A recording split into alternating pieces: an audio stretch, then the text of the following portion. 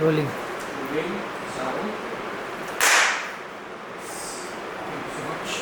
आता मी एक ऑफ प्रश्न विचारतो की तुम्ही आता उल्लेख केला की आपण आता ज्या सभ्यतेतून ह्या सभ्यतेकडे वळत आलो आणि आपल्या वेळेसोबत आपला विकासाचा प्रश्न आणि विकासाचे विचार ते बदलतात. आणि स्वाती मॅमनी पण सांगितलं की वेळेसोबत आपला जो पर्स्पेक्टिव्ह आहे आणि नॉलेज पण आहे डेव्हलपमेंटबद्दल ते बदलत जातं.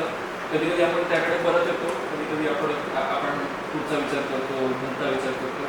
पण त्यात मला हा एक प्रश्न पडतो की आपण एका अशा सभ्यतेतून येतो जिथे आपण स्वतःचा इतका विचार न करता आपण पुढच्या पिढीसाठी, म्हणजे आपण सोनं पण जेव्हा आता तुम्ही बघायला भारतामध्ये कुठेही आणि इंडियन सब कॉन्टिनेंटमध्येच की फॅमिलीचं एक गोल्ड असतं आणि ते generation by generation pass on होत होतं. ते असं कोणाचं ह्या व्यक्तीचं किंवा त्या व्यक्तीचं नसतं, ते त्या खानदानाचं असतं, त्या परिवाराचं असतं. ते एका जातीवर्णाचं असो, पण ती एक म्हणूयात आपण की एक फ्युचरिस्टिक सेन्स असतो त्यामध्ये की हे आपण आपल्या लिनिएजसाठी केलेलं आहे, आपण आपल्या येणाऱ्या पिढ्यांसाठी केलेलं आहे. आणि त्या जमिनीबद्दल पण बरेच लोकांचा तो तसा विचार असतो. आणि असंही असतो की म्हणजे असे म्हातारे कुत्रे असतात जे झाडं लावतात हा विचार करून की माझे नातवंड जेव्हा मोठे होतील तेव्हा ह्या झाडाची छाया, ह्या झाडाची फळं त्यांना लागतील. आपण अशा सभ्यतेतून ह्या सभ्यतेपर्यंत कसे पोचलो आणि तुम्हाला ह्या गोष्टीचं आश्चर्य किंवा एक खंत वाटते की आपण इथून इथपर्यंत आलो आणि ह्यालाच विकास म्हणतो ना. भारताने स्वीकारलेली जे विकासाचं मॉडेल आहे त्यामुळे त्याला प्रश्न आपण जोपर्यंत विचारणार नाही आणि त्याचे जो विकासाचे जे टप्पे आहेत ते समजून घेणार नाही तोपर्यंत हे प्रश्न करणार नाही.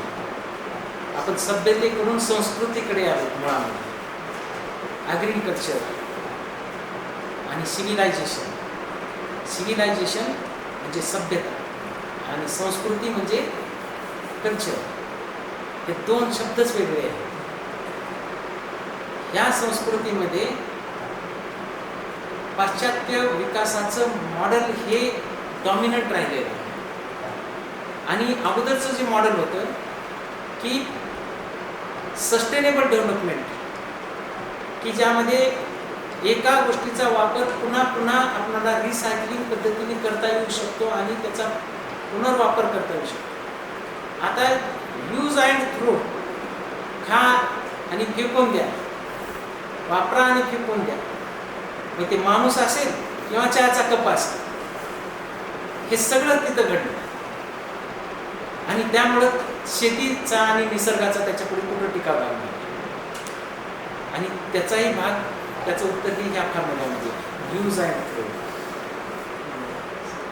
आणि माझा आता पुढचा प्रश्न हा असणार आहे की हा जो आपण अर्बन डेव्हलपमेंट प्रोजेक्ट्स जे असतात त्यामध्ये शक्यतो याचा हेतू असा सांगितला जातो की त्याने लोककल्याण व्हावं, लोकहित व्हावं, असं ते ध्येय सांगतात, करणारे सांगतात.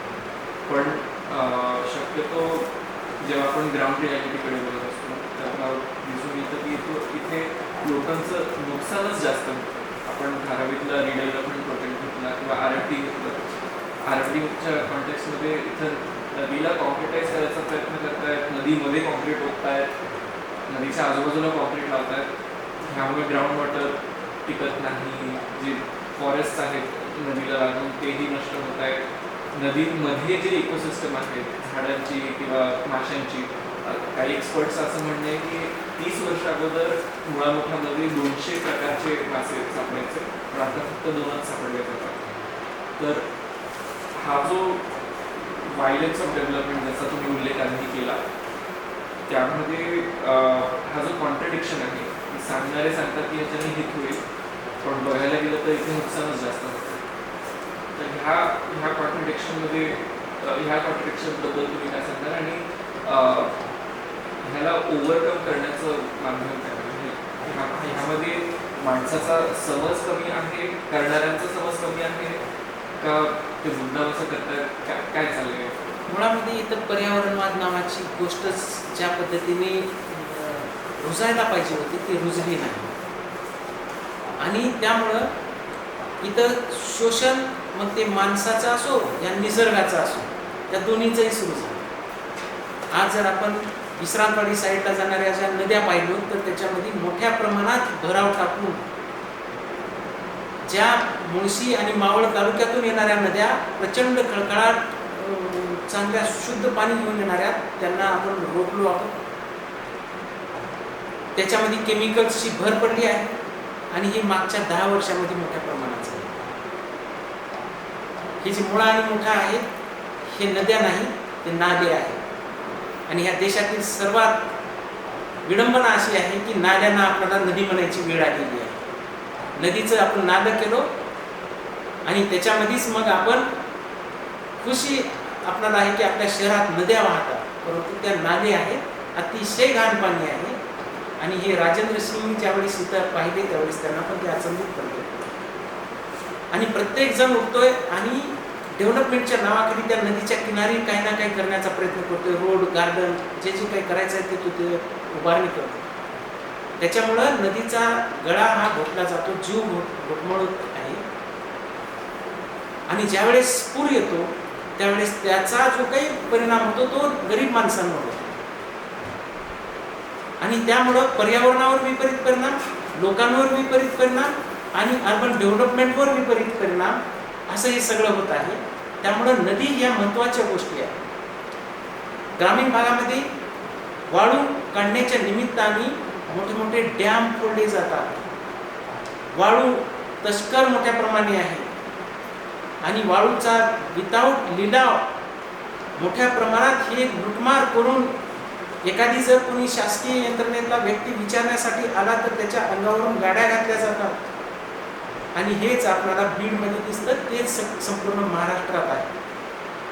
5,000 रुपये 20 वर्षापूर्वी एका ट्रकची किंमत होती लाल वाळूची.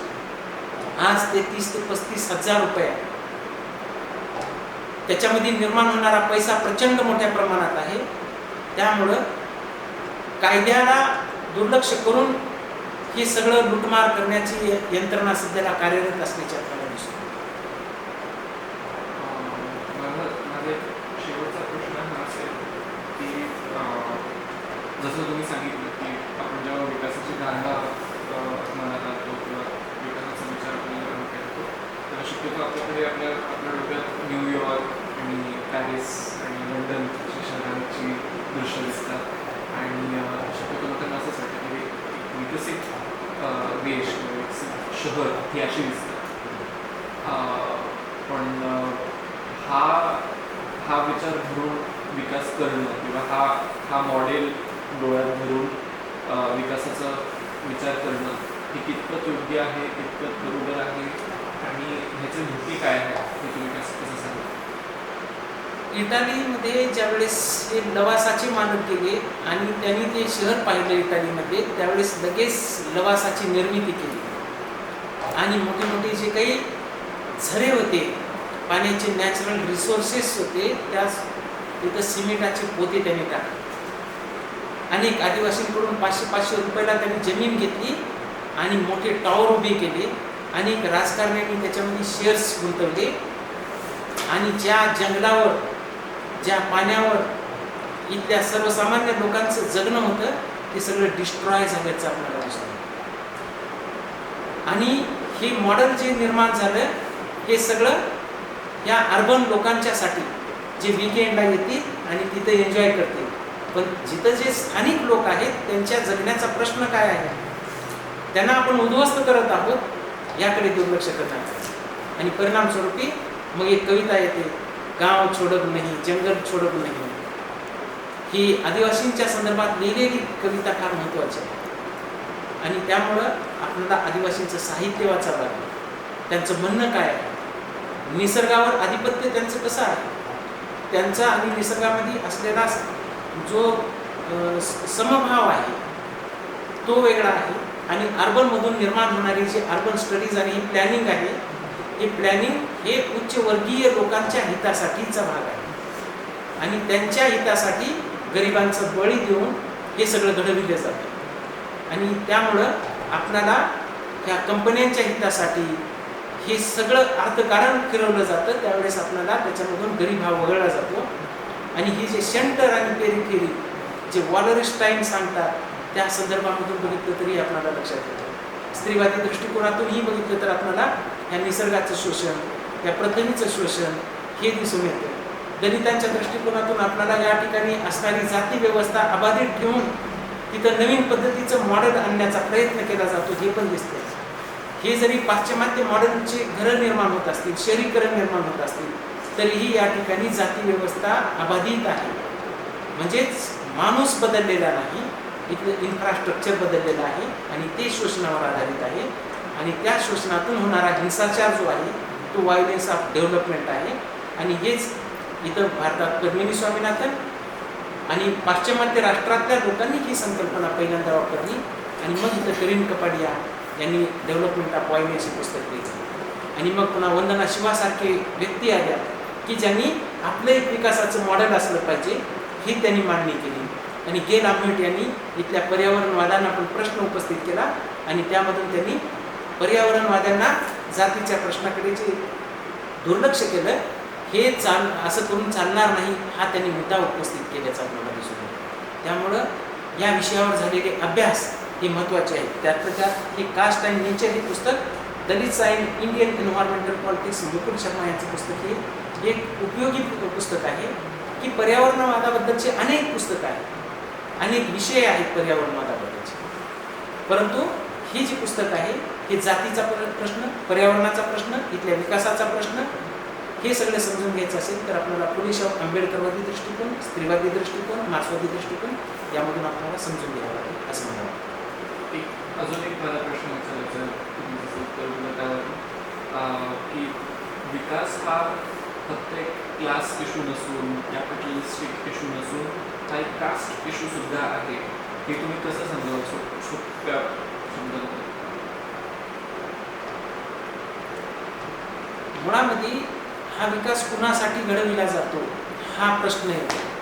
हे सगळं चाललंय ते कुणासाठी? आपण डेमोक्रॅटिक कंट्रीजमध्ये जर असू आणि प्रत्येक व्यक्तीला महत्त्व जर असेल आणि प्रत्येकाच्या विकासाची हमी जर इथल्या राज्यव्यवस्थेने घेतलेली असेल आणि ते करण्यामध्ये जर इथलं सरकार कमी पडत असेल तर ते समजून घेण्यासाठी आपल्याला मार्क्सवाद आणि उत्तर मार्क्सवादी विचारून आंबेडकरवाद आणि सध्याचे आंबेडकरवादी यांचे विचारातून आपल्याला हे समजून घ्यायला मदत होऊ शकते. आणि विकास, ग्रोथ आणि प्रोग्रेस म्हणजे डेव्हलपमेंट, प्रोग्रेस ह्या ज्या काही संकल्पना आहेत या आलटून पालटून इथं वापरल्या जातात. परंतु त्याच्यामध्ये एक भेद आहे. विकास म्हणजे वाढ, प्रोग्रेस म्हणजे प्रगती, डेव्हलपमेंट म्हणजे विकास, प्रोग्रेस ही प्रगती आहे. आणि मग हे गुणात्मक आणि संख्यात्मक असं दोन्ही दृष्टिकोनातून त्याच्याकडे पाहावं. दलितांच्या संदर्भामध्ये हे केवळ लाभार्थी नाही आहे तर हे विकासामध्ये योगदान करते आहे. ते स्वतः सकाळी उठून इथले रस्ते स्वच्छ करतात. ते सगळे अनऑर्गनाइज्ड सेक्टरमध्ये काम करून ह्या देशाला विकास घडवतात.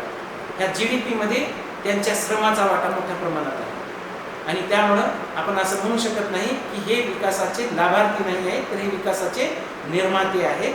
आणि त्यांनीच इथलं हे जीवन घडविलेलं आहे. म्हणून अण्णाभाऊ साठे म्हणतात ही पृथ्वी शेषनागाच्या मस्तकावर तरलेली नसून ती इथल्या कष्टकऱ्यांच्या हातावर तरलेली आहे. म्हणून आपल्याला लक्षात घ्यावं लागेल की इथलं सर्वसामान्यांच्या दृष्टिकोनातून विकास ही संकल्पना ही महत्त्वाची संकल्पना आहे. आपण टॉप डाऊन अप्रोच ठेवतो त्यामुळं आपली गफलत होते आणि सर्वसामान्य माणूस याच्यातून बाजूला फेकला जातो आणि त्याचं काय शोषण होत आहे याच्याकडे दुर्लक्ष होतं. आपली विकास या संकल्पनेबद्दल, पर्यावरणवाद ह्याबद्दलचं नॉलेज पाहिजे आणि जातीचा प्रश्न, आज निर्माण झालेला कॅपिटलिझम आणि जागतिकीकरण, उदारीकरण आणि खाजगीकरण या सगळ्यांचा एकत्रित विचार करून मग आपल्याला इथलं विश्व हे समजून घ्यावं लागेल. तरच हे सामाजिक विश्व, नैसर्गिक विश्व आपल्याला समजू शकेल. अन्यथा आपण एका फक्त पॉईंटवर आपण लक्ष केंद्रित करू. अन्यथा सर्वंकष पद्धतीने समजून घ्यायचं असेल, होलिस्टिक अप्रोच लागेल आणि हे सगळे दृष्टिकोन आपण त्यासाठी उपयोगी करू शकतो.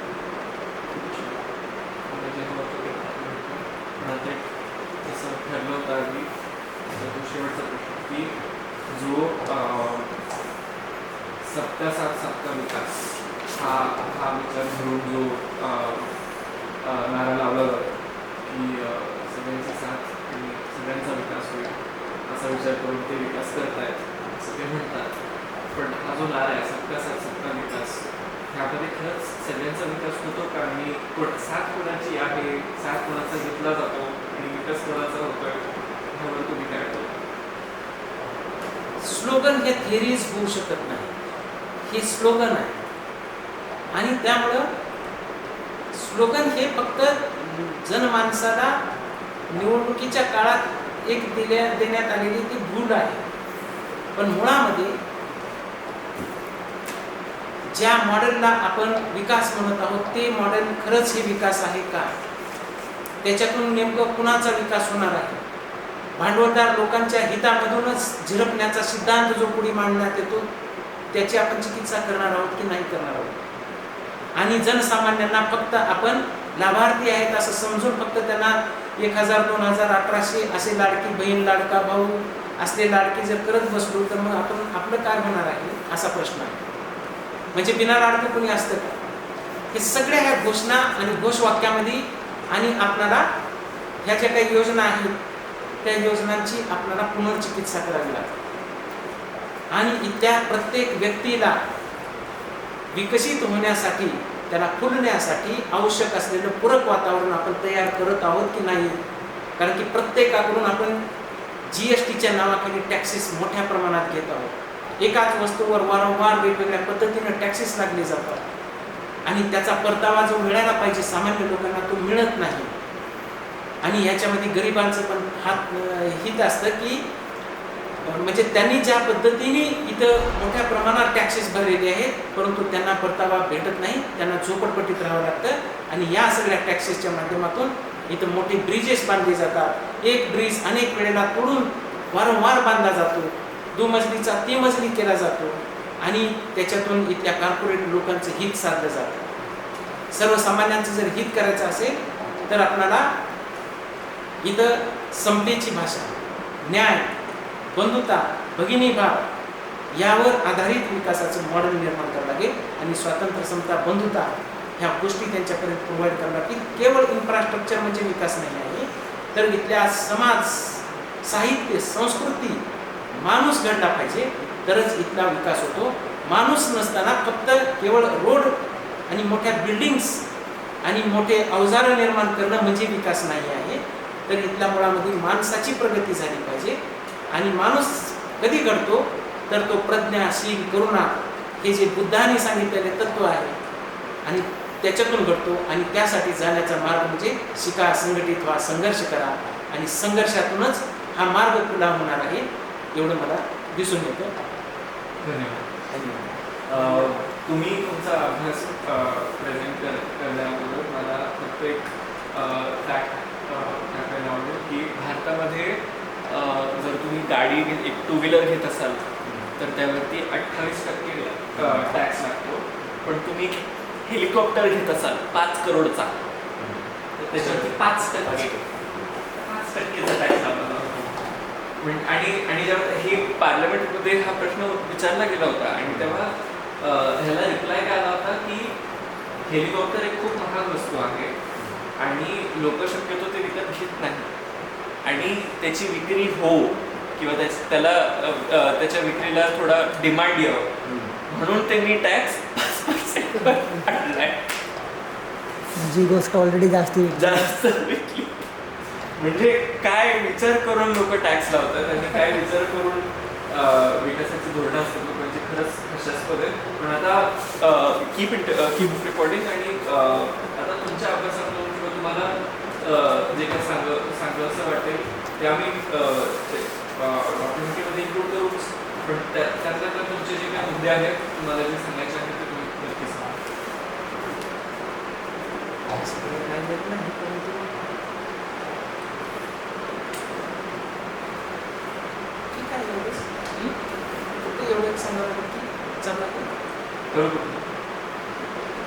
लँड रिसोर्सेस, लाईव्हलीहूड ही जी 3 संकल्पना आहेत या संकल्पनांचा जास्तीत जास्त न्यूजपेपरमध्ये पण चर्चेला गेला पाहिजे.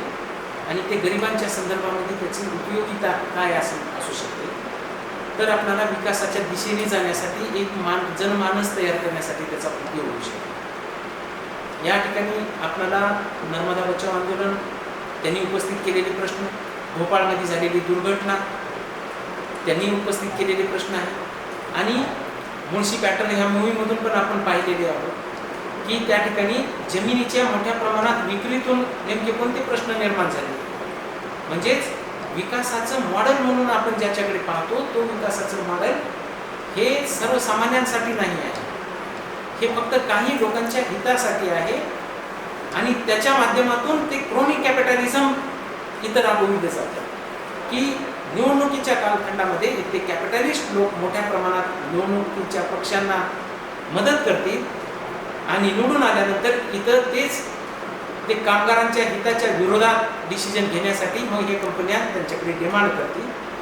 ह्या दोघांच्या समन्वयातून शोषणाची एक नवीन यंत्रणा इथं तयार झालेली आहे आणि त्यामुळं असं झालं की इथल्या शोषणाच्या यंत्रणेला कोणी जाब विचारायला तयार नाही, कारण की इथं जागतिकीकरणातून जो माणूस तयार झाला तो व्यक्ती केंद्रित झाला आणि त्यामुळं इथल्या दलित आदिवासींच्या कुठल्याच विचाराला काहीही स्थान राहिले नाही.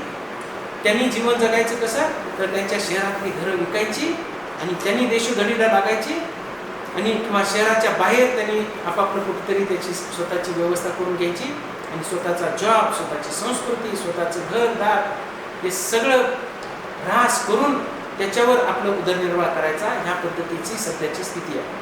शहरातल्या एका इंचीसाठी इतकी मोठी किंमत असते, परंतु यांच्याकडे कमी किमतीला जागा त्यांच्याकडून घेतली जाते, कधी दडपशाही करून भांडवलदार वेगवेगळ्या मार्गाने या ठिकाणी धाक दाखवून त्यांच्याकडून जमिनी ताब्यात घेतल्या जातात आणि परिणामस्वरूपी इथं एक नवीन प्रकारचा गुन्हेगारीचा पॅटर्न निर्माण होत आहे.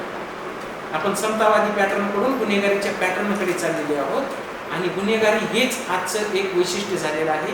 तेच आपल्याला वाल्मिक कराडच्या रूपातून दिसून येतं बीडमधून आणि तेच आपल्याला मुळशी पॅटर्नमधून दिसून येतं आणि सर्व ठिकाणी राजकारणाचे गुन्हेगारीकरण आणि गुन्हेगारीचे राजकारणीकरण या दोन्हीच्या माध्यमातून एक शोषणाची यंत्रणा इथं कार्यरत झाली. त्याला अगोदर छेद देणं फार जरुरी आहे, तरच आपण पुढे जाऊ शकू असं मला वाटतं.